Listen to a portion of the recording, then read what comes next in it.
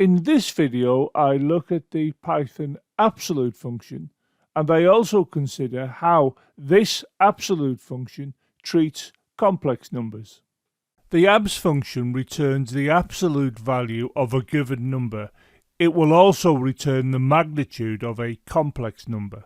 Consider the following. We can see we have a line going from 0 to +5 and from 0 to -5. If I put an x in this position, we can see the distance of that from 0 is 3. If I put an x in this position, which is at the -3, the distance from 0 is 3. This 3 is the absolute value of -3. A function can be visualized as you see here. We have an input, a process, and an output. And if I take the -3 and pass that in, it'll process and give us a 3 at the output, because 3 is the absolute value of -3. In this example, we pass in 2, that's processed to give us out 2. If we consider this example, you can see we're passing -5 to the absolute function, and it will return to here the value and then print it, and you can see that it prints out 5. The absolute function returns the absolute value of a given number.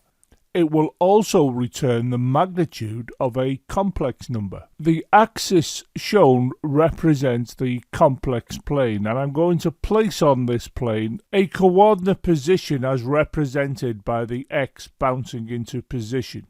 The vertical dotted line represents the position of the x against the real axis, and we can see this is the value of 3. The horizontal dotted line shows the position of x on the imaginary axis, and we can see that that is at 4j. So the x is at 3 plus 4j.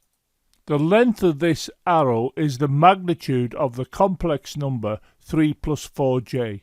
The shaded area shows us we have a right-angled triangle whose sides are 3 and 4, which means that the hypotenuse has got the value of 5.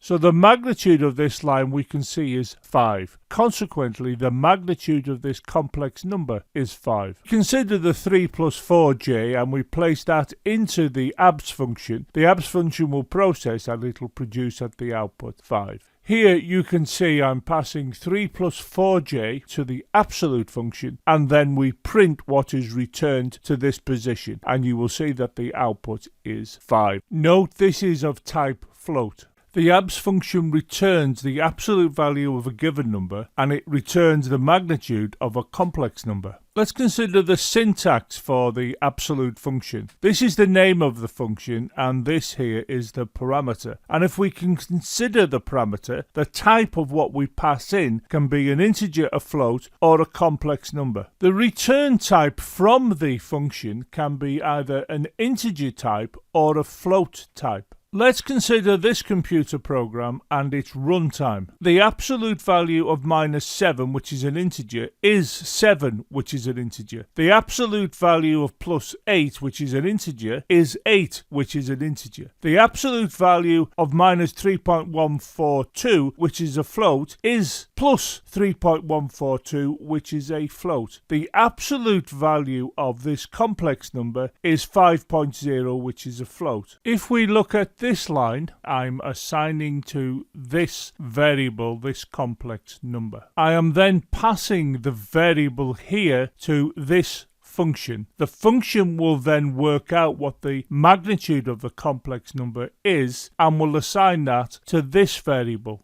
This line will then print the variable that was passed to the function, and it will print the return value, as you can see here. This is the argument passed to the function, and it is a complex number, and this is the value returned from the function, and you can see that that is a float. These 3 lines are the same as the program above, and you can see here I've just added 2 additional lines. The runtime of the program is shown here, and you can see that this line is going to print the type of my argument, and look here and you can see it printing complex. This line prints the type of what's returned, and you can see it is float. Pause the video, note down this exercise, and have a go at completing it.